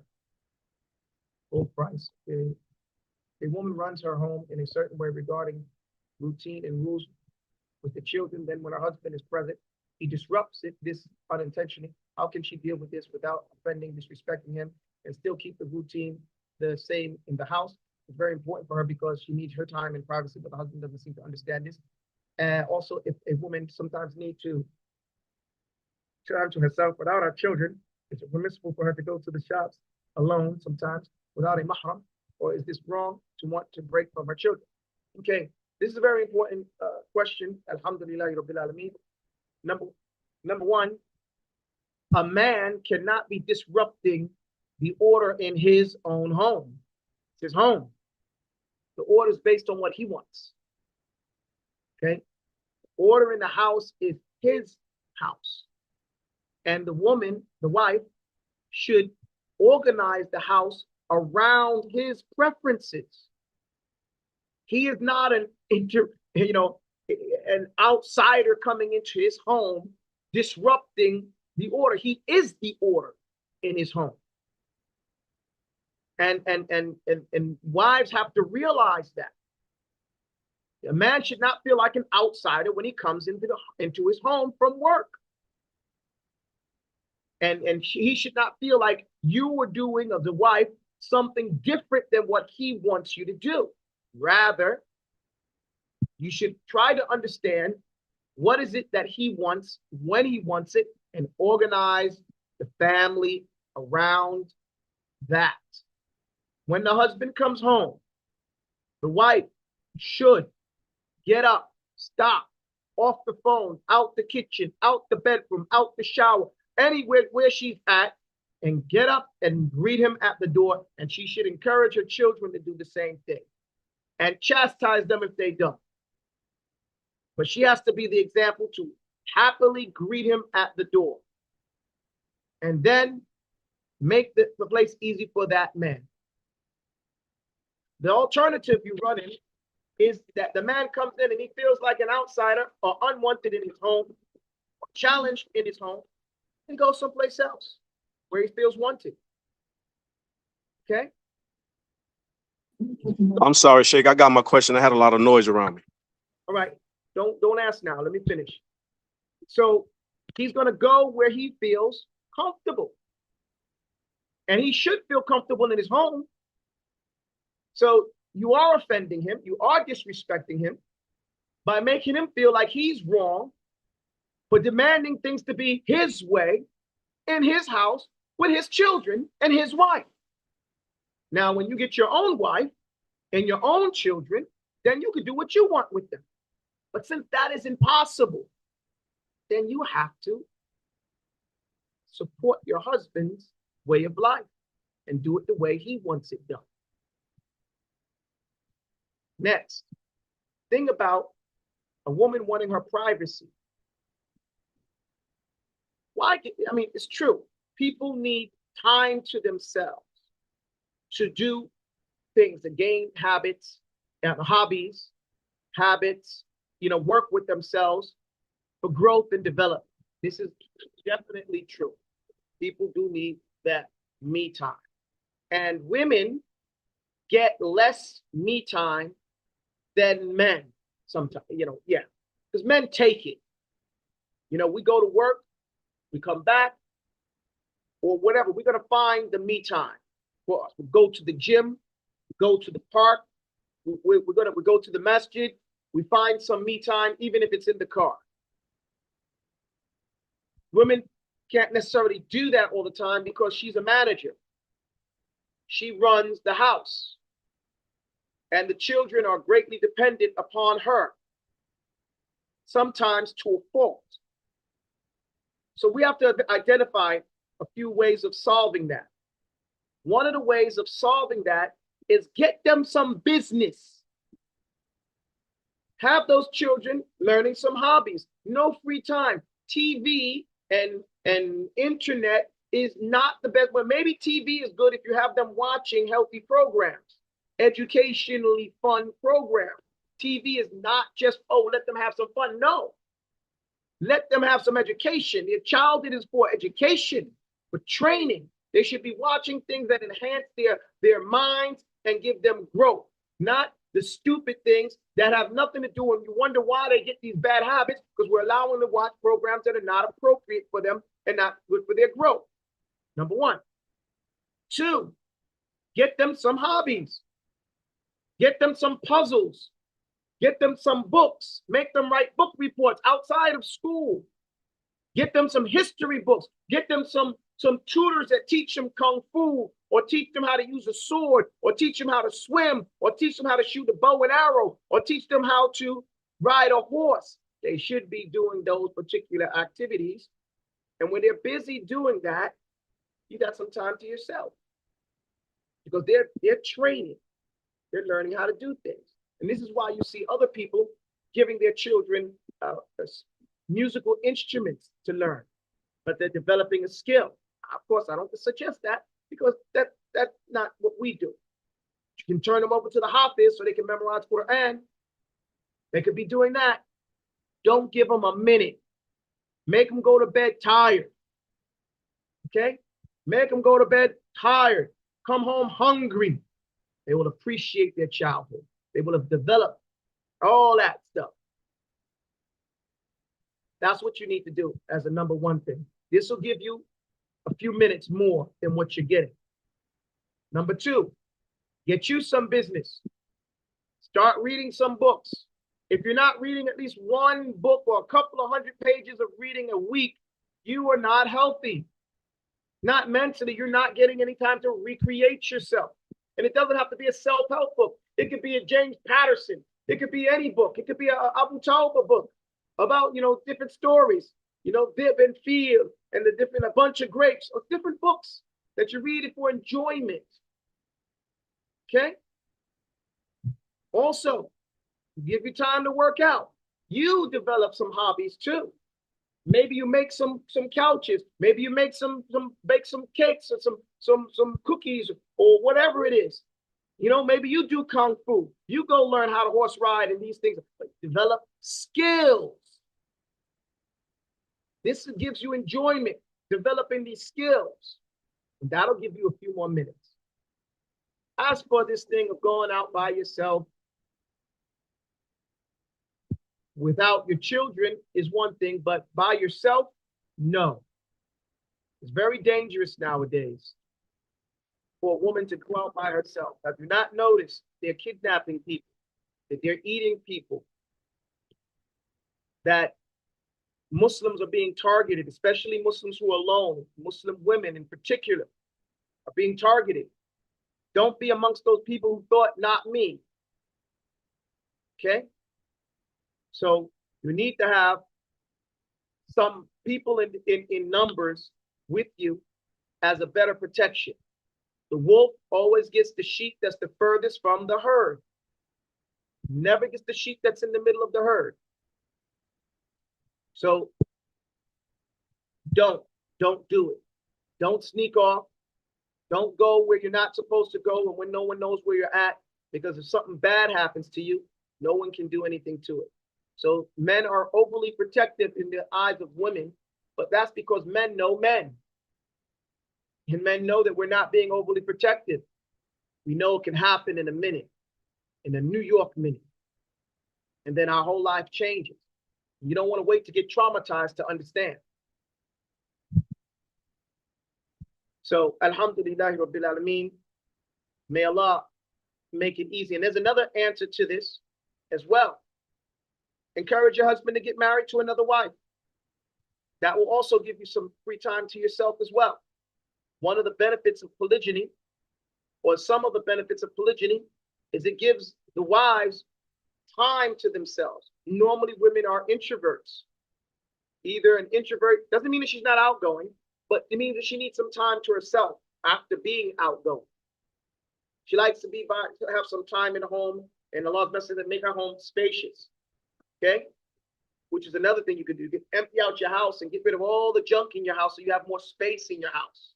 So you feel more, you feel spacious as opposed to clogged in, stuff like that. But if he has another wife, tell the wife, hey, take my children. Okay? Let my children come play at your house today. I'm going to be home. I don't want to, see them today. And now you have a safe place for the children to go. Get my point? That's another thing that you can do. My wives are always swapping children. Okay? Or the children are swapping houses. They go where they please. And that's very, very helpful. And the wives can go out together. That gives them protection. People are not gonna go after 2 or 3 people. When they see one person, it's much easier. So these are things that you can do to have company, to have companionship, feminine companionship that's safe and available according to your schedule and everything like that, and to give you time. I know a lot of women who are in polygyny, they started off like, oh, my husband's going over to his other wife's house. I'm so sad. And then after a year, they're like, oh, good. My husband's at his other wife's house. Like, yeah, I don't have to cook tonight. I can just do this. I don't got to clean this room. I can do, hey, yo, homegirl, come over. And now they got popcorn and they're watching and they got, bunda and chilling, doing their thing, working, doing their program, whatever they're doing, working on this particular school item, getting this particular thing they want to get done. So many benefits that we can have. This is some of the solutions that we can get, And then if you're afraid of your husband getting the wrong type of wife, a crazy one, then you help find one that's not going to be crazy. That'd be cool for you. You know, somebody that you can deal with. Alhamdulillah, okay, they cannot make it through the Van Allen belt. I'm not going to say they're not make it through the Van Allen belt, Rashad. I'm going to say they can't break it through the ice. They can't break through the ice. That's what I'm saying. You know? So yes, and most people I know are stuck in arrested development. It's time to be free. Yes. Okay. We're going to restart that. And we're going to go through the Quran through geography so we can study science. Are the pole shifts related to the sun rising from the west? The sun doesn't actually rise from the west. The sun spirals from outside to inside and then back outside like that. If you can look on YouTube and see the rotation, the 8-point rotation of the sun like this. And one person did a real good video. He showed his garage and he monitored it for the year to show how the sun moving up and down and showing the shadow, how it moves, boom, how it goes. And it's excellent videos on the sun, the rotation of the sun and in light with the moon. And you see, when you see both, you see there's only a small degree of difference between their rotations. Okay. They can control Google Earth, yes. What about Google Earth? They show real pictures of the places, and when they zoom out, the Earth appears round. Yes, then who took the picture of it being round like that? Mr. Abu Musa Nabil? Who took the picture of the Earth far, far away? And who took the picture of all those other planets like that and the sun? And who took those pictures? Okay, that's another one of the proofs. JWST. JWST. The telescope. And I know now, according to the curriculum in the West, they consider Pluto not a planet anymore. My point is, that's just game. That's just white noise, we call it, to make you think, oh, we made a new discovery. Nah. The point is this. How did they get that far deep into the universe to take a picture of the planet? You get my point? They've never been away from the planet to take a picture of the planet. They've never been outside of the universe to take a picture of the universe. The same thing when they show you the landing on the moon. Who took the picture of the landing on the moon? Who took the picture of the spaceship leaving the moon? Who? NASA Secret Service. Took a picture. He took the picture and then he joined back up with them. You're not looking at this thing from a realistic perspective. I'll give you another point that you just brought to my mind. You can also Google this, doing your research. Every picture, listen to me, guys. Every picture of the earth and of the universe that you have seen, every picture has been photoshopped. That you have never seen a true picture of the earth nor of the universe, except that it has been photoshopped. You can look online and you'll find them asking this direct question, and they will tell you, yes, but we have to because, and then they'll come with some redneck noise. White man speak with forked tongue. That's what they're going to give you. Some old nonsense that, they keep talking long enough where you say, man, it's confusing. I must not be smart enough to understand it. But the bottom line is, yes, every picture of the earth and of the universe that you have seen from outer space or into space is a Photoshop falsity. The imagination of what they think it should look like, based on their theory that this electromagnetic, and they'll give you some old nonsense. Makes you think again that, okay, that's what it means. That's okay.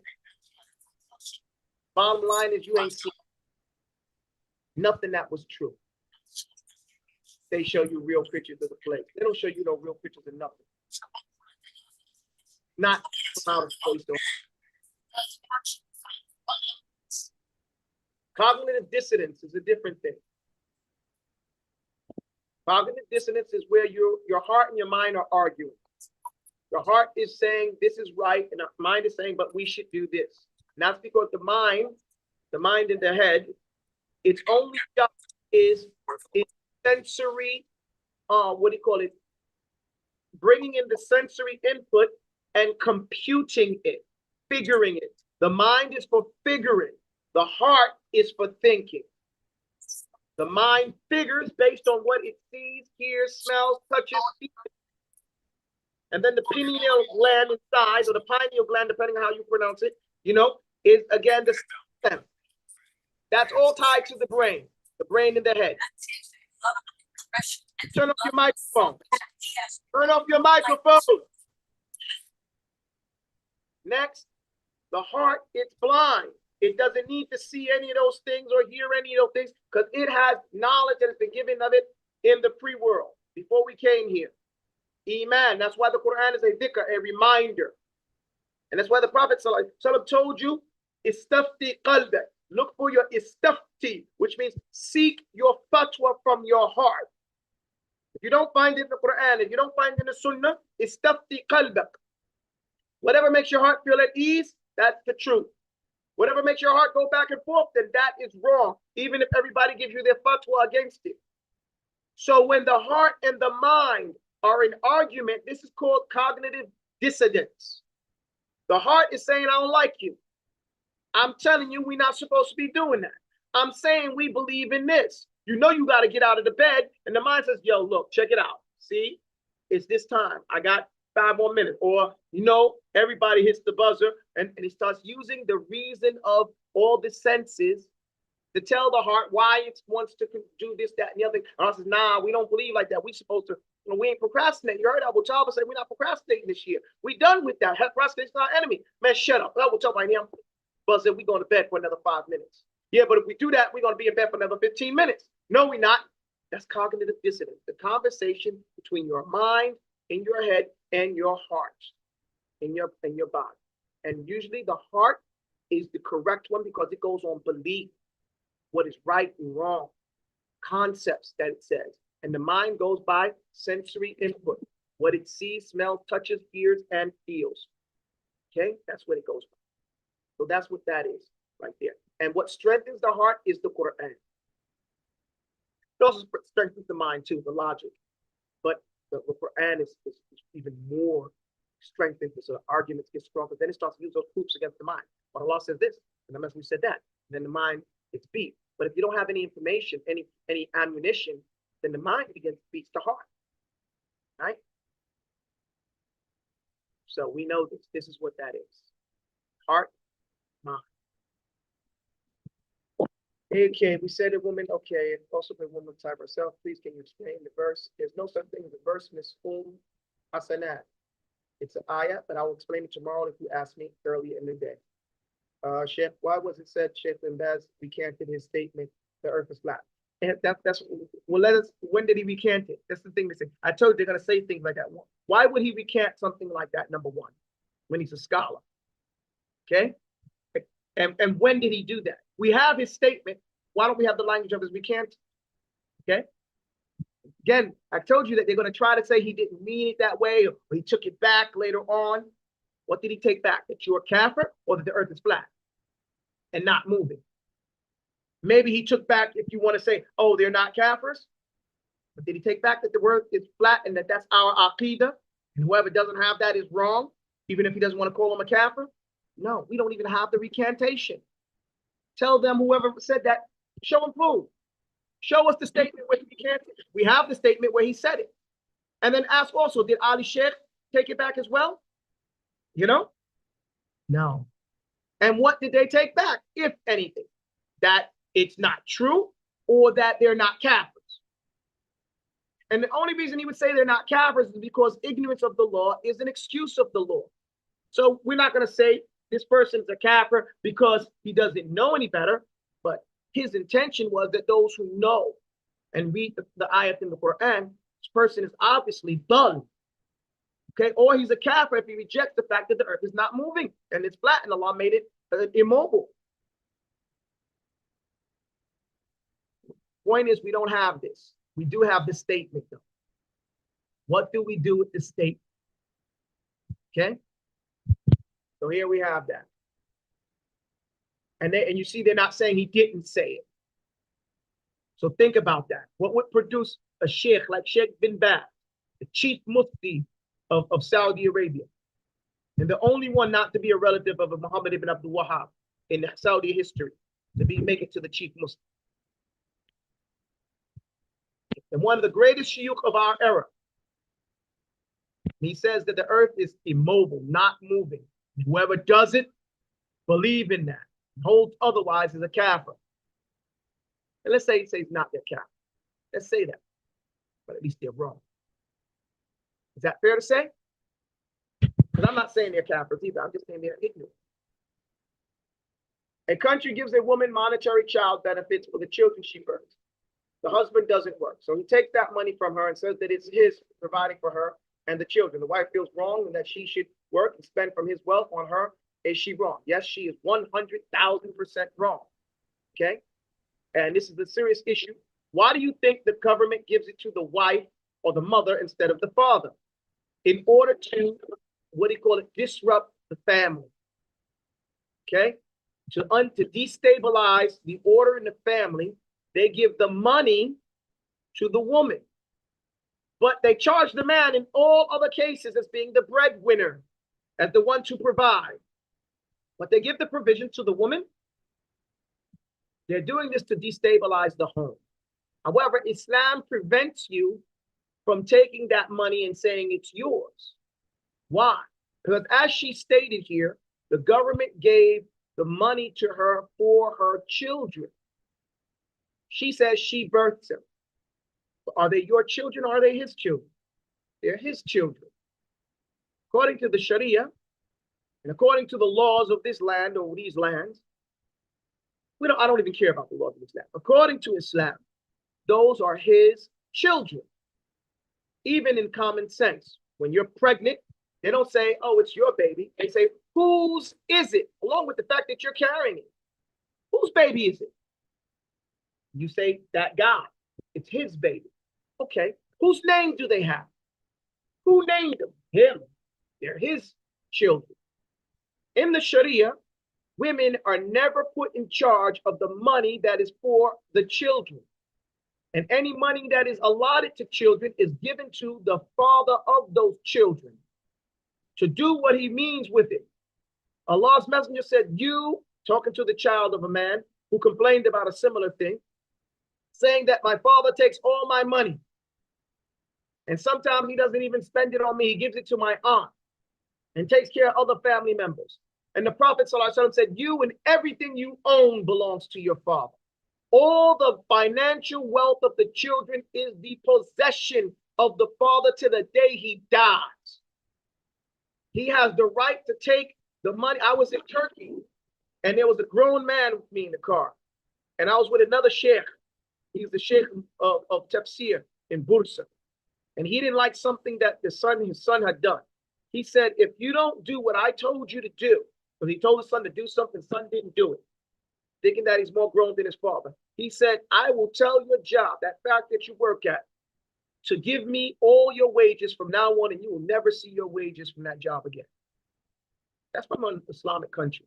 Other brother in the car with me was like, and I was like, yeah. Because in an Islamic country, the father can go to the son's job and says, give me his wealth, give me his wages. That's your son? Yep, my son. Give me his wages. So where do you get off taking it from him? In fact, in the Sharia, it clearly states any gifts given to the child, it's the father's right. It's the father's right to take it and do what he likes with it. He can tell her, I don't want my child to have this. Oh, but I bought him a bike. I don't care. Buy him whatever you want to buy him. That bike is not going to be given to my child. Nothing is going to be given to my child except what I want my child to have. My child. And if it's not, take my name off of him. Call him by your name. It's your child then. Don't claim him to be mine if you're not going to let him be mine and have my name and be raised up my way. Okay? Don't ask me to pay for him if he's not mine. For me to do what I'm supposed to do with him. And that's what I tell most of these brothers who the women say, I'm going to raise my child the way I want. Okay, when it is your child, take my name off of him. Take my man's name off of him. Call him your child. And then you raise him. But you want it both ways, some of you women. You want him to do his part and you not do your part. He's got to pay, but he has no say. No way. You're the wife, not the father. You have to do what your husband says to do. The father can do what he wants with that wealth, and yes, he can take it and distribute it how he sees fit for his family. Now, does that mean he should not work? I mean, I'm not saying he should not work. I don't know how to define what working is going to be under his circumstances. Because now we have to look at what country he lives in, what is his intellectual ability, what is his circumstantial ability. When we look at my grandfather and those guys, they were in the early 20s and 30s and like that. They were in the black mafia in the United States. You might think they were criminals, but they weren't. Why did they have this mafia? Well, because there was racism and there was Jim Crow apartheid. So they had to do certain things in order to feed their families. The situation and the circumstances forced them to do that. So now when I look at their circumstances, I'm proud of them, of what they organized in order to feed all the families in the community and gain some honor for themselves. So we have to look at what is his circumstances. Is he hustling? Is he doing this? What is he finagling? Is he has a job? Does he have a career? I don't know what working is to say what he should do. But as far as the question of where the wealth goes, the wealth is under the auspices of the father. Even so much in the Sharia, it is so clear that if the father is not there, then it goes to his brother, not the wife's side of the family, not the wife, not the mother, I mean. It goes to her husband's brothers. And they are now to look over the financial affairs of that child, because that's their child, their blood, that's their name. And they're responsible for it. In the absence of uncles, then it goes to her brothers. It still doesn't go to her. Never goes to her. Always go to her menfolk. So, to make it crystal clear, the tax money, the welfare, and all these things that are given to these women in the name of that man's child are that man's money. He can make agreements with you to keep whatever, but this is the Islamic law. And he is not a punk and a financial faggot because he's not, he's taking that money and using it to distribute it the way he sees fit with his family. Are some men abusing this privilege? Yes. But that doesn't change the law. We should change that person. Okay? The law is the men are the ones who are responsible in this way. And we need them to step up. And if they're doing wrong, then we need to change that. But we don't change the law or the application of the law.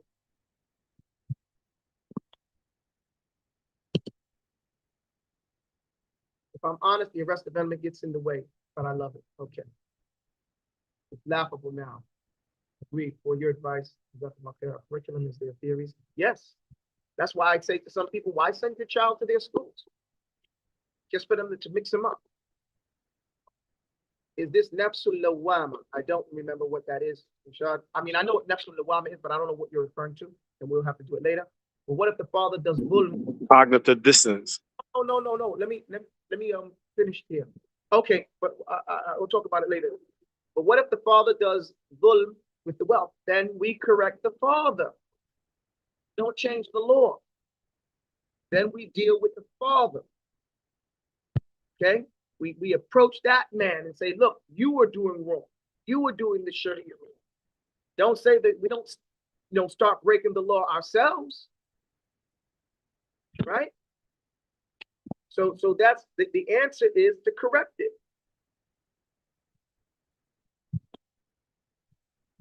That's it for today. Alhamdulillah Rabbil Alameen. May Allah make it easy for us.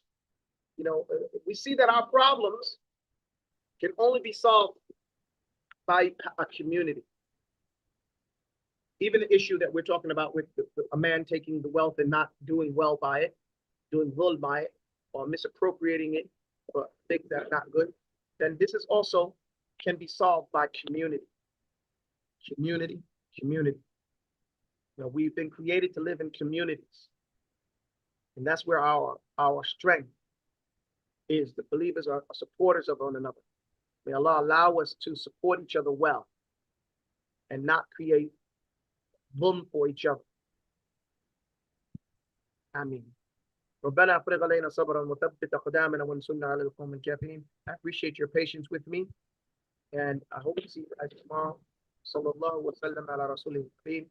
السلام عليكم ورحمة الله وبركاته.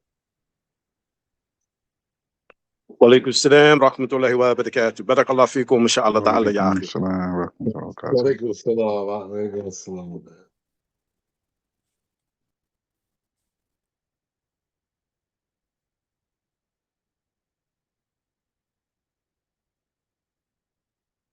I'll close this out. Did